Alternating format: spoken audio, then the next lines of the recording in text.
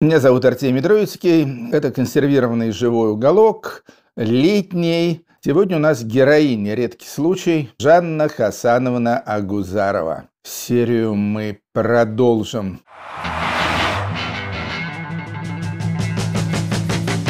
Жанна ушла из Браво, я думаю, это было где-то в конце 88 или 89 году. У нее началась сольная карьера, она написала несколько фантастических песен и записала совершенно потрясающий альбом, который называется «Русский альбом». По моему скромному мнению, это лучшая поп-пластинка, записанная в России за все время ее существования. Это не рок, это именно такой new wave поп, но потрясающий. То есть там такие песни, как «Мне хорошо рядом с тобой», посвящение Есенину, «Зимушка» и так далее. Просто одна песня лучше другой. Потрясающая совершенно история. Жанна мне дала демо этого альбома еще до того, как она его со своими музыкантами записала, а демо было в каком-то смысле еще даже лучше. То есть там не было никаких там особых аранжировок, а просто был ее голос, какой-то компьютер, в общем, так все очень минималистично и невероятно стильно. И я этот демо передал Брайану Ино, великому продюсеру, который тоже пришел от него в полный восторг и сказал: да, я хочу с этим работать. Таким образом, я свел, Брайана и Жанну, и, к сожалению, эта история закончилась очень плохо, потому что Агузарова воспылала чувствами к Брайану Ино, а Брайан Ино был женатый человек, да еще к тому же с двумя маленькими дочками. В общем, короче говоря, закончилась эта драма тем, что Ино отказался работать с Жанной, потому что, конечно, семейная жизнь была для него дороже, чем, даже запись альбома с весьма талантливой девушкой. Если бы не эта мелодраматическая история, я думаю, что Жанна Агузарова теоретически вполне могла бы стать, чем-то вроде Бьорк, да. Бьорк карьера началась когда? В 93-м году сольная. Это было бы еще даже до Бьорк, но тоже такая экзотическая певица из непонятной страны. А тут еще к тому же продакшн Брайана Ино. В общем, я думаю, что у Агузаровой шансы как-то раскрутиться на Западе были гораздо больше, чем у Гребенщикова, и чем у Мамонова, чем у кого бы то ни было. Но, увы, не суждено было этому сбыться. Тем не менее, в Советском Союзе Жанне было скучно и тесно, хотя она имела большой успех и точно была в первой тройке советских певиц в конце 80-х годов. В 90-м году уехала она в Соединенные Штаты Америки. Уехала с одним таким авантюристом и полумошенником, такой Кенни. Был один такой из города Нью-Йорка, который обещал ей, сделать американскую карьеру, но нифига не сделал. Из Нью-Йорка ее потом отнесло на западное побережье в город Лос-Анджелес, и там у нее тоже ничего не сложилось. То есть она пела в ресторане «Черное море», такой, естественно, иммигрантский ресторан, ничего хорошего. Она работала даже водителем автомобиля. Единственная отрада у нее там была в Лос-Анджелесе, это то, что там тогда жил Вася Шумов со своей женой Люси, по-моему, ее звали, двоюродная сестра Джоанна Стингрей. И с Шумовым они там время от времени записывались, общались и так далее. В общем, потом что-то там совсем кисло пошли дела у Жанны. Она, обратилась ко мне за помощью. У нее возникли финансовые проблемы, ее там чуть ли не собирались за неуплату каких-то денег, долгов, я уже не помню точно чего, привлекать к ответственности. В общем, ей нужно было $5000. С помощью своего друга-буржуина Славы Никифорова, перевели мы в город Лос-Анджелес эти самые $5000, но моим условием было: все, мы тебя выкупаем из тюряги, дорогая Иветта. Я ее всегда звал Ива или Иветта по старой памяти, когда она еще Иванной была. Вот, мы тебя, значит, вызволяем, вот, но ты забиваешь болт на Америку и возвращаешься в Россию. И это уже был, я думаю, 94-й или даже 95-й год. То есть в Штатах она провела довольно много времени. Жанна согласилась, вернулась в Россию. Но, в общем-то, в России, к сожалению, у нее карьера, как вы знаете, дальнейшая не очень сложилась. У нее были разные составы, то одна группа, то другая. У Браво уже были совершенно иные солисты. Стиль остался прежним, но как бы уже никто там Жанну не ждал, да и она сама, по-видимому, не очень хотела возвращаться, как бы приняв поражение в качестве, значит, побитой собачки. Не удалось сделать, к сожалению, Жанне ту карьеру, которую она абсолютно заслуживала. Вот. Единственное, я выпустил, значит, на аудионосителях этот ее гениальный русский альбом. Вот. Ну, время от времени показывалась она в каких-то программах, типа там «Старые песни о главном» и так далее. Но, в общем и целом, не очень. Не очень у нее все получалось. И главное это то, что новые песни ее сильно уступали старым. К тому же этих новых песен было мало. История печальная. С Жанной у нас продолжались такие пунктирные как бы отношения. То есть виделись мы, ну, может быть, раз в 2, раз в 3 года. Она очень много путешествовала, вот, я даже не знаю где, не знаю с кем.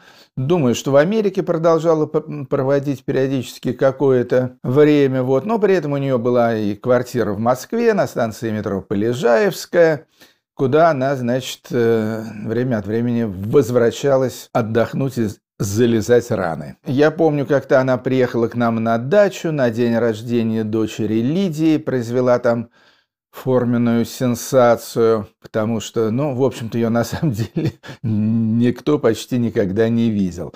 Ну и последняя была наша встреча с Жанной, и это было очень приятно. Роман Качанов, известный ДМБ, Даунхаус и так далее, кинорежиссер, начал снимать новый фильм. Фильм, который получил название «Марш утренней зари». И в этом фильме он захотел снять меня, но в этом не было ничего необычного, поскольку я почти во всех его фильмах снимался.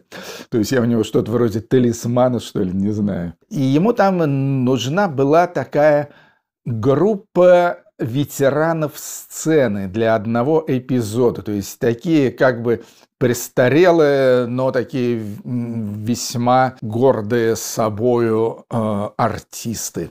И вот, значит, в качестве одного из этих ветеранов сцены снялся я, в качестве другого снялся Найк Борзов, а в качестве третьей, вот мы с ним обсуждали, с Качановым в смысле, и он сказал, что, конечно, было бы гениально и потрясающе, если бы удалось Агузарову в это дело вовлечь. Но я говорю, я попробую. Я стал, значит, Жанне звонить по ее обычному мобильному телефону, а также писать письма и так далее. А также у нее там еще такой Леша Кан имеется, такой полуускользающий, но как бы ее директор. И удалось мне, к счастью, раздобыть Жанну Агузарову, а она, как-то ни странно, никогда в кино не снималась. Это удивительно, вот, что такую фактурную дамочку до тех пор никто не снял в кино.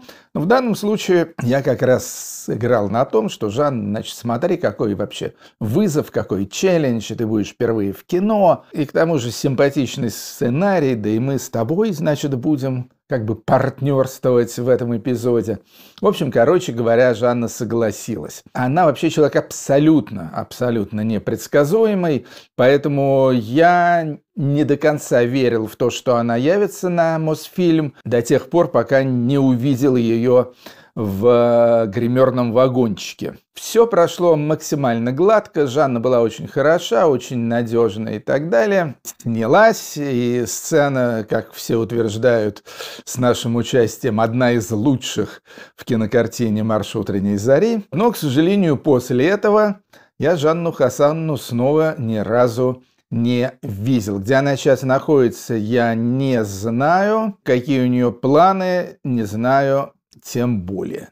Ну, если говорить про Агузарову, то, естественно, главный вопрос, который, мне, по крайней мере, всегда они задавали, это она вообще нормальная или не очень. Я могу сказать, что она, конечно, нормальная. Она нормальная, то есть нет у нее никаких психических заболеваний. Вот, это скорее у Путина они есть, всякие там и паранойи, и психозы и так далее. Жанна абсолютно нормальная, но она, конечно, очень своеобразная. Она своеобразная, и нравится ей плести все эти легенды вокруг себя, и выкаблучивает она какие-то совершенно невероятные вещи, иногда при этом очень сильно себе вредя. Ну, вот так, как это было, скажем, с тем же пресловутым Брайаном Ино. В общем, в принципе, конечно, Жанне очень не повезло в том смысле, что всю жизнь, там какие-то мужчины, естественно, вокруг нее крутились и в России, и в Советском Союзе еще до этого, и в Америке, вот, но не нашлось среди всех этих самых мужичков на двоих, из которых, по-моему, она даже вышла замуж, по-моему, у нее был один русский муж по фамилии Табачник, один американский муж по фамилии, уж не помню как, но тем не менее, ни у кого у этих мужчин, с которыми она пересекалась, как в личном плане, так и по делам, ни у кого из них не хватило сил, не хватило воли, не хватило терпения, в конце концов, в общем-то, каким-то образом Жанну Агузарову построить. Направить, значит, ее бешеную энергию в мирное русло и заставить ее, или вдохновить ее на то, чтобы она, значит, стала так нормально работать, писать музыку, писать тексты, и то, и другое она могла бы делать потрясающе. Вот. О том, что она потрясающе поет, вы и без меня знаете. Очень хорошо. Так что можно сказать, что да, что это какая-то такая совершенно заблудившаяся суперзвезда. Не сомневаюсь в том, что когда-нибудь, и надеюсь, что еще при жизни Жанны Хасановны, о ней снимут байопик. Я могу точно сказать, что более отчаянного байопика, в общем, про поп-звезд никогда не было. То есть всякие там прочие истории, там типа Джуди Гарланд или Бритни Спирс или кого угодно, это все фигня по сравнению с невероятной, драматичной, полной взлетов, падений, удивительных событий истории Жанны Хасановны Агузаровой. На этом все про Жанну Агузарову, но серия наша живоуголочная будет продолжена. У нас там есть еще всякие известные люди, причем, кстати, даже не только из России. Следите за анонсами, дорогие друзья. Пока. Это был Артемий Троицкий.